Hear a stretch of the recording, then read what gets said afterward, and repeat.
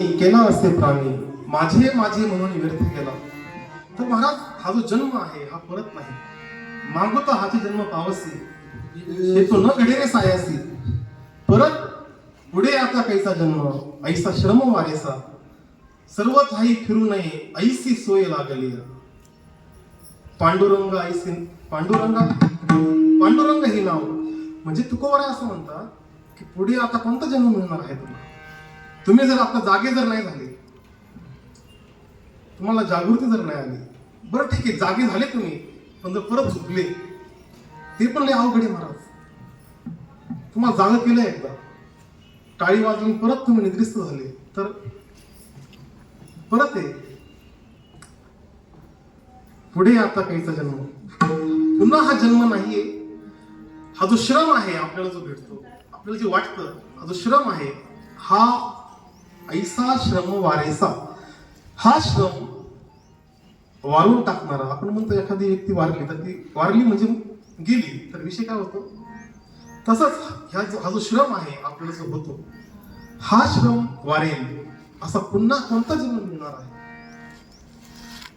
असं म्हणतात खंती ते न करा म्हणे गाढव कुत्रा. पशु काय पाप पुण्य जाणती उत्तम मध्यम भोग भोगती. काय एक उपदता मरती बहिर अंध होती टांगुण मुखी. नाही सांगू शकत आपण. तर तुम्ही या देहाला आलेल्या तर जागे व्हा, ती साधना करा जी साधना प्राप्त करण्याकरता, जे साध्य प्राप्त करण्याकरता केली जाते. एकनाथ महाराज म्हणतात धन्य जगी तोची एक हरिरंगिनाचे. रामकृष्ण वासुदेव सदा स्मरे.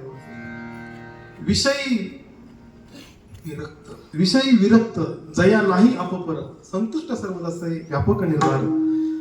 अपपर हा भाव नाहीसा होतो. थोडक्यात आपण आता तुकोबरायांचे शेवटचं चरण आहे. तुकोबराय असं म्हणतात तुका म्हणे कार्य नाशिवंतासाठी देवासवे आटी पाडित असे. तर विषय असा आहे, या चरणाचं चिंतन करत असताना जी नाशिवंत ज्या गोष्टी आहेत, शरीर हेच नाशिवंत आहे. मग शरीराच्या पुढे जर तुम्ही जर काही जरी वाढवलं ते सगळे नाशिवंतच असणार ना. शरीराला संबंधित जे काही घटक असतील आपल्या आयुष्यामध्ये आलेले तत्संबंधित ते सगळे कसे आहेत. शरीरच नाशिवंत आहे म्हटल्यावर ते सुद्धा काय आहे, नाशिवंतच आहे. तर अशा सगळ्याच गोष्टीला जर आपण जर जागृती जर नाही आली तर आपण काय होईल, आपण त्याच गोष्टीमध्ये भरकटून जाऊ.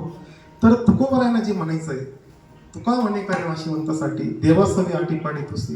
म्हणजे नाशिवंत गोष्टी काही एवढ्या महत्वाच्या नाहीत महाराज. तुम्ही जर तुमच्या सुखाला जर अंतर देत असाल, सुखापेक्षा मोठं काहीच नाही. जोपर्यंत चित्त स्थिर होत नाही, स्थितप्रज्ञ ही अवस्था होत नाही. महाराज ज्यावेळेस महाभारतामध्ये युद्ध झालं त्यावेळेस ज्यावेळेस कुरुक्षेत्रामध्ये अर्जुन उभा होता त्यावेळेस जी घटना घडली, भगवान श्रीकृष्णाने अर्जुनाला पुढं करून ही गीता भगवान श्रीकृष्णांनी अर्जुनाला सांगितली. अर्जुन हा निमित्त होता महाराज. परंतु ज्यावेळेस अर्जुन बाण सोडत होता त्यावेळेस अर्जुनाचं लक्ष पण एवढं त्या धारणेत होतं. आता आपल्याला आयुष्यात कर्म करायचे, वाढून ठेवलं आहे आपण. जो पसारा तुम्ही आम्ही जो काही पसारा वाढून ठेवलेला आहे हा इथेच थांबा. आता याच्या पुढं काही वाढू नका, कारण की याच्या पुढं काही सुद्धा नाही महाराज. जे तुम्ही जिथं आहे तिथंच थांबा. जाग्यावर जर थांबले तर तुम्ही अंतर्मुख व्हा. बहिर्मुख राहून काही फायदा नाही. अर्जुनाने ज्यावेळेस बाण सोडत होता, अर्जुन ज्यावेळेस, तुम्हाला एकच प्रसंग सांगतो, सेवेला आपण विराम देऊ. ज्यावेळेस कुरुक्षेत्रामध्ये अर्जुन रणांगणामध्ये उभा होता त्यावेळेला घटना अशी घडली की अर्जुन हा युद्धच करेन असा झाला. भगवंताला कळालं की अर्जुनाची परिस्थिती काय झालेली आहे, मनस्थिती काय झालेली आहे. कारण की अंतरीची घेतो गोडी पाहे जोडी भावाची. देवाला आतलं कळतं महाराज, आपल्याला आतलं कळतच नाही. बाहेर पाहतो आपण, बाहेर किती नटलाय, काय गातो, काय वाजवतो. आम्ही म्हणजे वादक घेत ना, योगेश महाराज म्हणतील म्हणून काय गातो, काय वाजवतो, काय उड्या मारतो, किंवा काय कीर्तन करतो, काय दिसतंय म्हणतो आपण, किंवा काय नटलाय म्हणतो आपण, नाही का.